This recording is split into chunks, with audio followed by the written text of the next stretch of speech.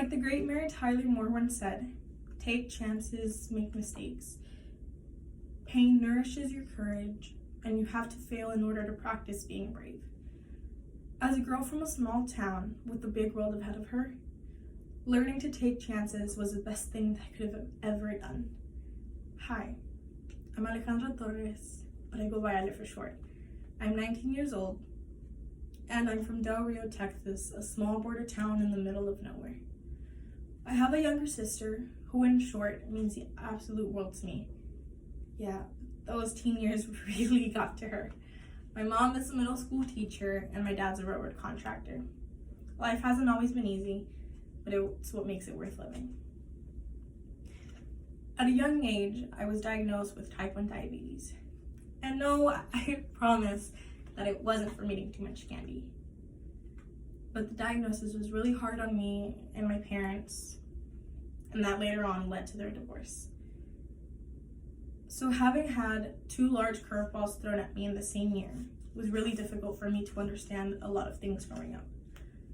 But this story isn't meant to be a sob story. So to make that short, I learned that I have an attitude problem and learning to let things go. But hey, nobody's perfect. In the later years of my adolescence, I finally got the hang of my diabetes. My parents still couldn't stand each other. I learned that I wanted to make a difference in diabetes and that I may or may not have one too many dreams and aspirations for one lifetime. Once in high school, I became the captain of the girls' golf team. I graduated with 2 different types of honors and certified as a medical assistant. Oh, to be young and naive to the adult world again. But with all of that hard work, I landed myself a one-way ticket to UTSA. Between you and I, truthfully, NYU would have been my dream school, but I suppose that UTSA is the lucky second. When it came down to choosing what major I wanted to do, I didn't really care much, and I really chose the major that caught my eye at first, and that so happened to be psychology. And very quickly I realized and regretted my mistake. I knew that I wouldn't be happy, and I couldn't foresee myself in that field in the long run.